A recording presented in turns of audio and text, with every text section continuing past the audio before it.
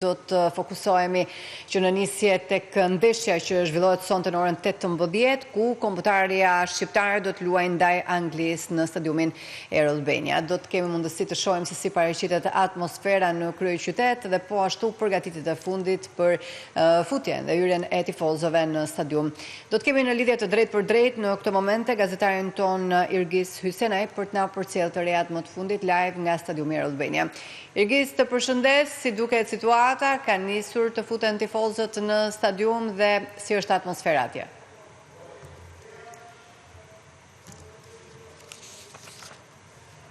Jemi në këtë lidhje të drejtë për drejtë, është gazetari unë i cili ka ndjekur pas hapi zhvillimet gjatë ditës së sotme dhe do të na përcjell pas pak edhe të rejat më të fundit. Ndërkohë është edhe gazetari Besar Bajraktara i cili po ashtu po ndjek në kënde të tjera atmosferën në kryeqytet dhe do të na ritheksojë edhe një herë planin e masave të marra nga ana e policisë. Besar, të përshëndes, si paraqitet situata dhe si po menaxhohet e gjithë atmosfera edhe nga ana e strukturave të policisë? Po, Liana, ndonë se në ndajnë edhe dy organisja e ndeshjes, sigurisht që mund të themi që ka nisur të ketë atmosferë edhe për rreth stadiumit, ashtu siç ka patur edhe gjatë ditës së sotme në rrugë të ndryshme apo edhe në lokale të ndryshme të kryeqytetit dhe tashmë një qytetarë tifozët janë pozicionuar në hyrje të stadiumit aty ku më pas do të ndjekin edhe ndeshjen e kombëtarës shqiptare. Ne jemi të pozicionuar në afërsi të stadiumit pranë sheshit Papa Gjon Palli II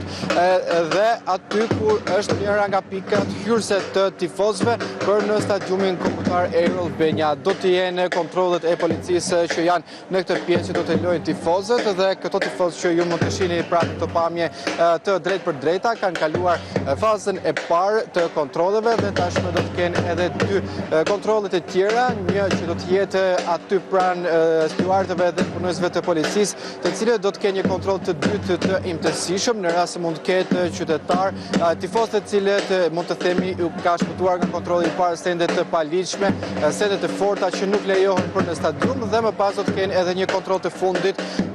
kur do të hyjnë në stadium për sa i përket vlefshmërisë së biletave në rast se do të ketë ndonjë tentativë për të hyrë edhe me bileta le të themi të falsifikuar, ashtu siç ka patur edhe raste të ndryshme që kanë ndodhur le të themi në ndeshjet e tjera dhe janë proceduar nga ana e policisë së shtetit. Sigurisht që policia ka hartuar një plan masash për sa i përket mbarvajtjes së kësaj ndeshje dhe plani masave ka të bëjë me punën përpara nisjes së ndeshjes, po ashtu edhe gjatë zhvillimit të ndeshjes dhe pas përfundimit të aktivitetit sportiv. Do të ketë sigurisht shoqërimin e tifozëve, të cilët le të themi përveç tifozëve shqiptar ka edhe tifozë të cilët kanë ardhur nga Anglia për të ndjekur kombëtarin e tyre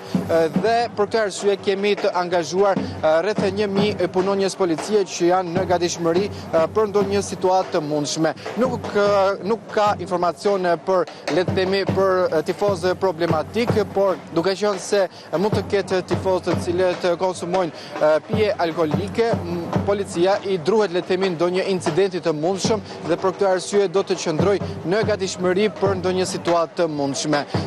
Me qëllim mbarvajtjen e kësaj ndeshje do të ketë sigurisht edhe rrugë të bllokuar, janë disa segmente rrugore që janë të bllokuar, janë 11 të tilla që policia i ka bllokuar gjatë ditës së sotme prej orës 14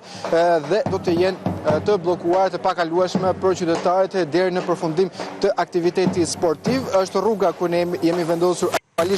rruga Papa Gjon Palli II, Dervish Hima, pranë ambasadës së SHBA-s, gjithashtu në afërsi të ambasadës së SHBA-s Kasim Zeneli, rruga Themistogli Gremeni, rruga Ismail Qemali Kryqëzimi Leceut, Mustafa Matohiti, Julvari Boba,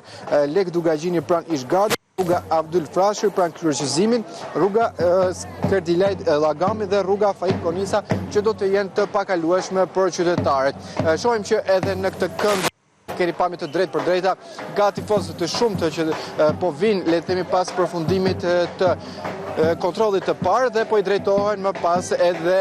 pikave të tjera të kontrolleve për të hyrë në stadium. Është vendosur që tifozët të nisin të hyjnë në stadium rreth orës 15, një orar, le të themi, që është i mjaftueshëm për hyrjen e tifozëve dhe policia ka apeluar të gjithë sportëdashësit, të cilët kanë blerë edhe bilete, të mos i lënë për në momentet e fundit, pasi mund të ketë rradhë dhe sigurisht mund të humbin edhe, le të themi, ato minutat e para të hyrjes në stadium. Gjithsesi, deri në momentin që flasim, Besar pra nuk ka patur asnjë problematik apo indicie për të patur ndonjë përballje apo konflikt të çastit mes tifozëve. Çdo gjë është e qetë, jemi në kushtet kur tifozët po i drejtohen ambienteve të stadiumit për t'u akomoduar dhe për t'u ulur në ambientet e brendshme, apo jo? Po, Liana, vërtet nuk ka patur asnjë incident fatmirësisht dhe sigurisht që janë disa ndeshje të kombëtarës dhe aktivitete sportive që në kryeqytet nuk ka, le të themi, problematika mes tifozëve, si para ndeshjes ashtu edhe pas ndeshjes. Megjithatë, policia ka marrë masa, le të themi, për të shmangur ndonjë incident të mundshëm edhe nga qytetarët, banorët e kryeqytetit, të cilët, le të themi, mund të kenë banesa të tyre apo mund të kenë patur nevojë që të lëvizin pranë këtyre segmenteve rrugore, mund të themi që janë treguar mirëkuptues për sa i përket bllokimit të rrugëve dhe tashmë është kthyer në një traditë, le të themi, për rrugët përreth stadiumit për të bllokuar në rast ku ka ndeshje të rëndësishme, sidomos kur janë të kombëtarës shqiptare dhe patjetër që ka një mirëkuptim nga ana e tyre deri në përfundim të aktivitetit sportiv. Fatmirësisht nuk ka patur tifozë të cilët, le të themi, mund të kenë thyer rregulla, mund të kenë kundërshtuar punonjësit e policisë lidhur me rregullat që ata kanë vënë apo ndonjë situatë të mundshme dhe patjetër për të shmangur ndonjë situatë pas përfundimit të ndeshjes do të ketë edhe hyrje dhe dalje të veçanta për tifozët. Besar, të falenderoj, ndërkohë që ndron në linj, pas pak do të kemi azhurnim të informacioneve të tjera, si shohim tifozët të moshave të ndryshme janë duke u futur tashmë në ambientet e stadiumit Air Albania, por do të shohim se çfarë loje në fakt parashikohet gjatë ditës së sotme, si është forma fizike e tifozëve, nëse ka ndonjë detaj sa i takon formacionit. Për këtë kemi në lidhje të drejtë për drejtë gazetarin Irgis Hysenaj. Irgis, çfarë thonë të rejat më të fundit sa i takon edhe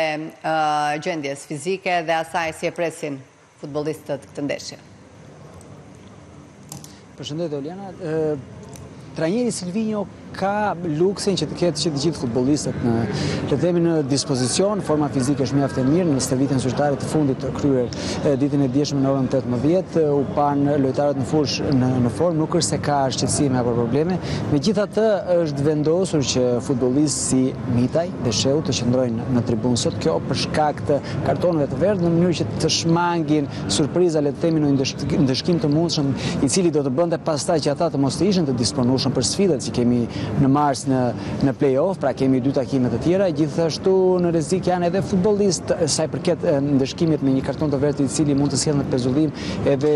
lojtarë si Bajrami apo Manaj, e në këtë mënyrë nuk është çudi që të kemi një ndryshim në formacion. Ende nuk ka dalë formacioni zyrtar që do të hidhet në fushë për sa i përket kombëtares shqiptare të futbollit, nuk pres që të ketë një ndryshim sa i përket skemës, asaj tradicionales të zakonshmes 4-3-3. Gjithashtu pres që në fushë të jetë një Angli me yje, trajneri Tuel